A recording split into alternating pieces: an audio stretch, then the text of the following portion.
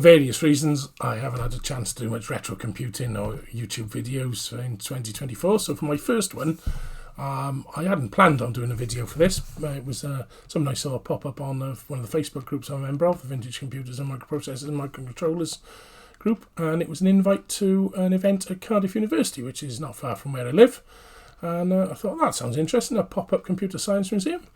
They thought they might have some interesting things, and indeed they did. So luckily enough, I did take some photographs, and it was a day out. So I'm going to share those photos with you, and hopefully you'll get as much enjoyment out of seeing some of the items they had there as I had actually visiting it, and maybe bear in mind for next year, because it turns out apparently they've run it in previous years as well.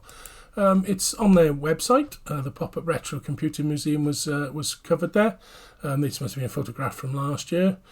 And they've got quite a lot from their 1960s ones, and I was quite impressed to see some parts from the Atlas supercomputer, which was one of the world's first supercomputers from 1962. It was the most powerful computer in the world, apparently.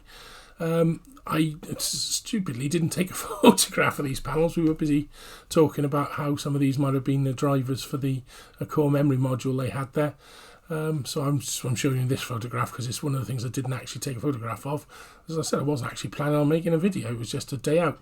Lawrence here was very informative and helpful, and it was lovely to see lots of students there and young people who were taking a real interest in some of this vintage technology.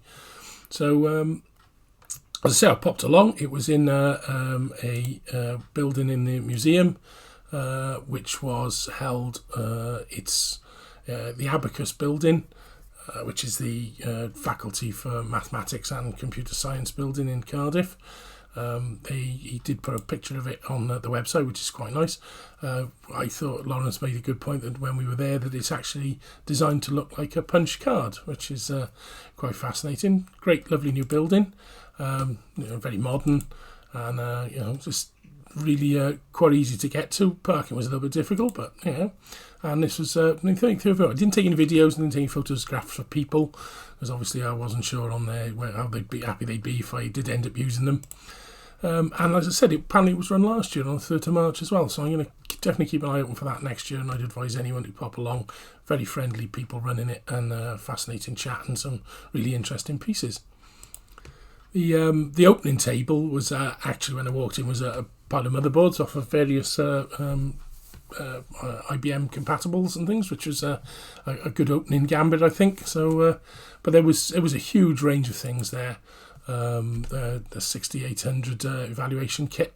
These items are a real collection, but these boards, which we'll talk to about maybe later, obviously with the Raspberry Pi and Arduino's modern ones, but the older boards were ones built by the technician, one of the first technicians apparently at Cardiff University. Dave, who was there exhibiting to telling people all about his stuff, and he built some of these old wire wrap, and the PCB on the left you can see this had been built by him as a PCB, and a lot of these are wire wrap with various processors, Z80 and Z280s. Obviously a very talented bloke. Nice collection of microprocessors, which obviously were quite popular for education and training. Z80 based. Sections from their PDP, QBus cards, and all sorts of parts of the paper tape reader from it. So it's just a good collection, and some really interesting documentation from the Atlas computers, programming manual, great to flick through. Plus lots of historical items. As I said, I didn't get a shot of the boards that were off to the left. There's one of them here from one of the machines. What else we got? We got a core store out of the PDP by the looks of it. So it's a real selection of older machines that you don't get a chance to see very often. This is quite interesting to look through as well. How the core memory worked on the PDP-11. What else we got here? Some books. Cray. We were chatting about the Cray, and what else we got? Univac. Now that was the big board that we saw earlier was out of the Univac thing. I think there's some shots of it later as well. This was amongst some magazines which they had laid out for people to do, and a well-loved ZX81 programming manual with the notes in the back. Loads of network cards on the table here, so all sorts of controllers and cards for various things. Yeah, as I said, it was well indexed and well looked after, that ZX81 manual. They had a table full of old photographs as well, which was interesting, with some of the, obviously, some of the Manchester computers and the things from Bletchley, by the looks of it, including the Enigma machines. There's a picture, I think it's Ada Lovelace up there, and Babbage's computing engines. They also had some fascinating collection of photographs from within the computer science lab. We'll take a look at some of those a bit later as well. This was fascinating. You can see the pets in the, and I think these are new brains, so a bit of a mix in the lab, so probably late 70s maybe. And here's another lab with BBCs in it as well. So this is Dave, I think, when he was a lot younger. I didn't get a shot of him as he is now. So he's just recently retired, he was telling me, and he was sort of staffing this display, which was basically on the architecture of the Intel chips, and he had diagrams showing how it had basically maintained a similar architecture and register set all the way through its history. So a good collection of them, and obviously the history of transistor and valve and relay engineering. And he had a nice collection as well of silicon actual of the wafers, and some little bags and some blanks in here. And these two little devices were quite interesting as well. These are actually Java machines. This is a very early prototype one, and a Java module. So again, a good fascinating collection of items that I didn't have a chance to see elsewhere. Collection of architecture diagrams, as I say, and documents around the various families.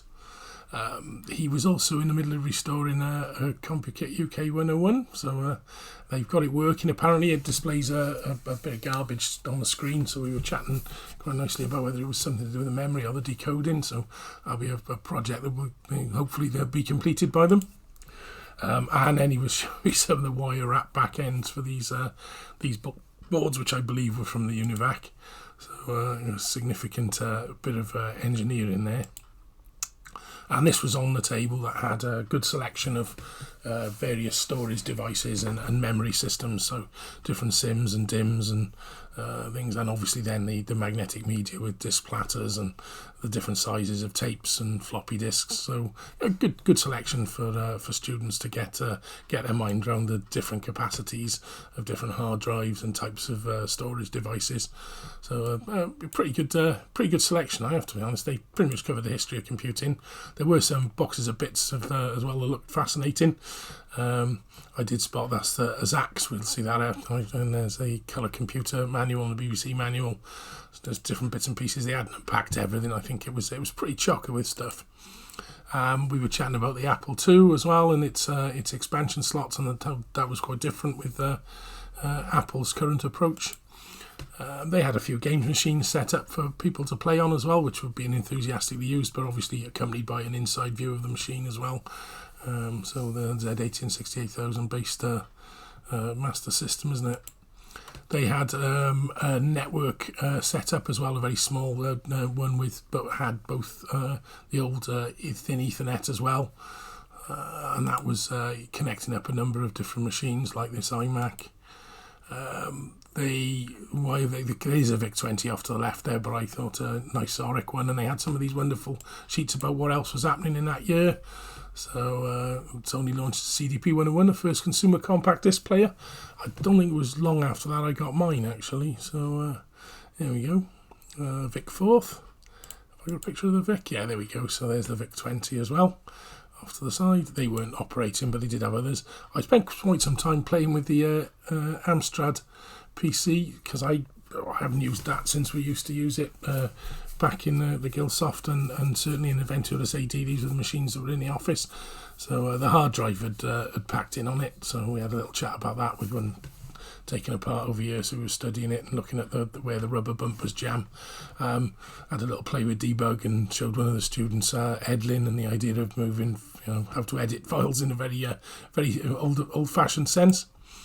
Other machines they had a round of different scales, 486s and 386s, a good selection of different laptops like this Toshiba Tecra, slightly more modern ones now, an Acer laptop. So they each were accompanied by a fairly interesting sheet with some details and technology about it. Obviously the Amstrad PPC, the portable, this great green screen, a decent MacBook Air and some iPods. It was a really good selection of different machines, Toshibas, and that's I think actually flicked past it, but that's the only shot I got of the BBCs and the classic Mac, because they were busy. There were people sat at those all the time on the BBCs, which was it was good to see.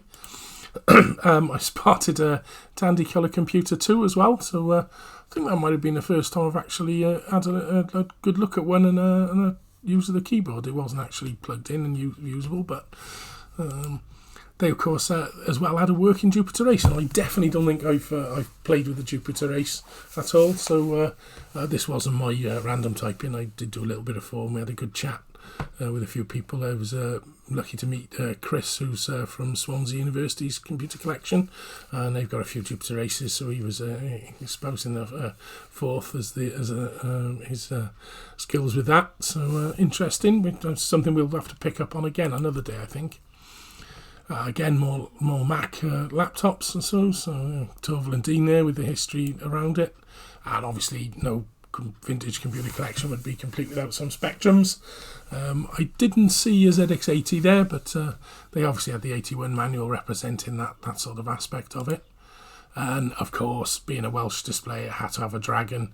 It was a black and white screen, but Trey was playing chess, but you can unplug the chess and have a go with the basic as well. So I did the old Dragon 6, 8 or 9 rules and set it flashing the screen and back and forth. I think the sheet for it though had been a copy and paste error. I thought that was quite funny. That would be a Dragon something to have, wouldn't it? So I think that's come out of what we guess in a Mac somewhere maybe. And a collection of old phones as well, again showing the sort of range of technology.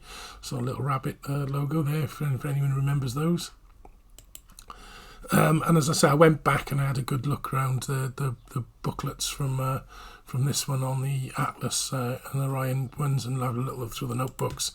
This user's handbook, how jobs are described, how internal job numbers have a form, and it was just a fascinating look inside of a machine that I hadn't done. So the Atlas Supervisor Operating System and Scheduling System. Spotted an 80 TRS 80 magazine as well. So it was a good selection.